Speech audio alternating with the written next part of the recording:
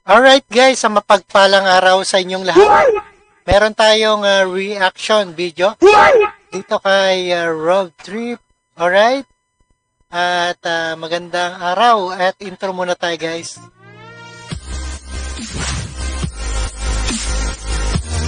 Alright guys, sa magandang araw sa inyong lahat. Hakbang para tuluyan ng wakasan ang korupsyon ng Pilipinas. Isusulong na ni Pastor Kibuloy at tumatakbong senador sa 2025 ngayong taon na ito. At malinis at matapat na pamamahala ng gobyerno ang nais ni Apollo C. Kibuloy na mararanasan ng Pilipino upang makamit iyan isang pangunahing sugpuin ang mga butihing pastor ang tanikalang gumagapos at pumipigil sa pagunlad ng Pilipinas. At iyon ang korupsyon ayon kay Pastor Apollo Kibuloy. Ayan, tumatakbong senador yan. Alright, panorin po natin and no the further ado, let's do watch guys. Malinis at tapat na pamamahala ng gobyerno ang nais ni Pastor Apollo C. Kibuloy na maranasan ng mga Pilipino. Upang makamit yan, isa sa pangunahing susugpuin ng butihing pastor ang tanikalang gumagapos at pumipigil sa pag-unlad ng Pilipinas. At yun ay ang korupsyon. Paano nga ba ito gagawin? Tama, ang korupsyon talaga pumipigil ng pag-unlad. Binubulsa lahat ng pera no? Kaya walang napupunta sa mga mahihirap at sa mga projects na ginagawa. Ni Pastor Apollo, ating alamin sa balita ni Hannah Jane Sancho. Isa sa pangunahing plataforma ni Pastor Apollo C. Kibuloy ang pagsusulong ng zero corruption sa gobyerno ng Pilipinas. Inilahad ni Atty. Kay Laurente ang mga hangarin ni Pastor Apollo sakaling maging senador. Una ngang re-resolbahin ng butihing pastor ang talamak na korupsyon sa gobyerno sa pamamagitan ng modernisasyon. Number one, kailangan ng clean government. So sa clean government, which I will also elaborate later on, is about doon isosolve yung corruption. Tama yan, clean government. Dapat yan ang unahin, ang corruption. So after na clean government, pag na-solve na yung corruption, then comes yung strategic human resource development. So i-enhance niya yung mga talents, yung mga skills ng mga Filipino workers. At ibabalik yata ni Apollo Kibuloy ang bitay ang death penalty. OFWs that they will opt to work here in the Philippines. And after that, pag na-develop na yung mga talents and skills ng mga Filipinos, then comes the third strategy for the modernization, and that is yung performance management naman. Yung kung ano yung doon nagkakaroon ng minimum standards para sa lahat ng mga government employees. Ano yung mga minimum standards? Kailangan maging accountable sila. Kailangan maging, zero corruption, dyan din papasok, and transparent din sila. So merong mga ethical standards that they should follow. So pagkatapos, pag andyan na yung performance management, yung pang-apat naman, service-oriented, kasi well-equipped na yung mga human resource natin. So papasok na ngayon yung service-oriented. So nakalay down din yan. So yung pang-5 naman sa modernization of Philippine governance is doon na papasok yung self-reliant na government. So kailangan, before we reach that self-reliant government, sabi pa ni Pastor, kailangan maging clean government tayo. Ipinahag rin daw ni maging clean government at iwasan ng korupsyon. Ayan ang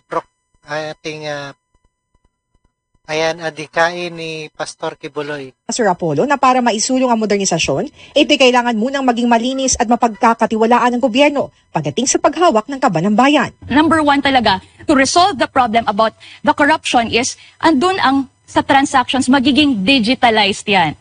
So, sa pag-digitalization na, kumbaga, sabi pa ni Pastor, kasi nga... digital na. Nakita na sino nagkukorrupt, no? Treat ang anti-corruption practices measures natin. Pag digitalize na yan, whenever you have government transaction, for example, application or renewal of... Oo, makita na lahat kung sino nagkukorrupt. Digital na.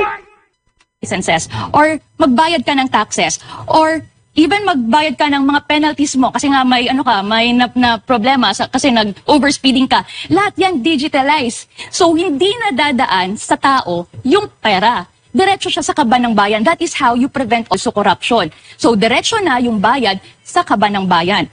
Ayan, diretso na sa kaban ng bayan, no? Hindi sa kaban ng bulsa, no? Tanggalin ni Pastor Apollo ang liquidation by certification at palitan ng liquidation by receipt, kung saan hahanapan na resibo ang bawat politiko sa gobyerno. Number 1 din yung liquidation by certification. Ire-repeal na yan. Tatanggalin na talaga. I-abolish na yan. So what's happening right now, we have this liquidation by certification. That's resolution number 10, wherein yung Senate at saka Congress, pwede sila mag-liquidate lang sa lahat ng mga expenditures nila through certification. Pero that will be repealed. Sabi pa ni Pastor, dapat talaga liquid. Ayan, tama yan para may listahan, no? Talagang may kita kagad. By certification. So lahat ng nagastos, lahat ng expenditure, dapat naka-itemize yan. Saan mo ginamit? Para saan? So, ganun ka-strict dapat ang when we go to the liquidation by certification, i-abolish. Oo, saan ginamit? At nakita kagad kung binulsa ng asawa. Okay, binulsa, no?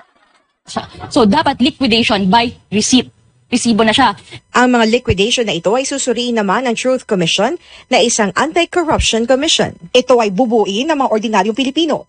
Gusto ko Pastor na mismo mga Pilipino ang sumuri kung saan ginastos ng mga leader ng bayan ang pera mula sa buwis ng mamamayan. And in relation to that, meron din siyang Truth Commission. Magandang adikain ni ating Pastor Kibuloy. At isama nyo sa balota yan. So once may liquidation by certification, na-find out na, may problem tong sa dito sa liquidation. Kulang-kulang. So, ang may magbubuo ng Truth Commission or Anti-Corruption Commission. So yung Truth Commission na yon, they will be given the power to investigate. Ayan, maganda yan. Mayroon ng hindi quadruple ba yun? Quadrocom? The power also to prosecute. Sila din yung gather ng evidence. So ang maganda dito sa proposal ni Pastor, magiging proposal if he becomes a senator of the Philippines is that ang magiging part ng commission na ito is ordinary Filipino citizen. Sabi pa ni Pastor, ang pag-explain niya. And ordinaryo people, ordinaryo citizen, Anti-Corruption Commission Act, Truth Commission Act, yan, scoop ni Apollo Kibuloy na Grants Authority investigate allegation of corruption across all government levels. Maganda yan, ha? Alright? Magiging pa siyang jury. So pera kasi, we're talking about ng pera ng bayan. Ito ay ilan lamang sa mga hakbang na nais na ipatupad ni Pastor Apollo upang tuluyang masugpo ang korupsyon na matagal nang bumibihag sa mga Pilipino. Abangan ang iba pang plataforma ni Pastor Apollo C. Kibuloy sa mga programa ng SMNI. Ayan, natabayan na natin guys, ha? At ito ang ating Apollo Kibuloy. Alamin ang mga hakbang na nais itong isulong para tuluyang makalaya ang Pilipinas mula sa kamay ng mga galit at sakit na politiko. Para sa Diyos sa Pilipinas sumahal, ito si Hannah J. Alright guys, napakinggan at napanood po natin ang ating reaction video dito kay hakbang para tuluyang wakasan ang korupsyon sa Pilipinas. Ayan, isusulong ni Pastor Apollo Kibuloy. Alright, maraming salamat sa panonood, kinig dito kay Rob Trip. And see us again the next one sa ating reaction video. Alright, thank you guys and peace out.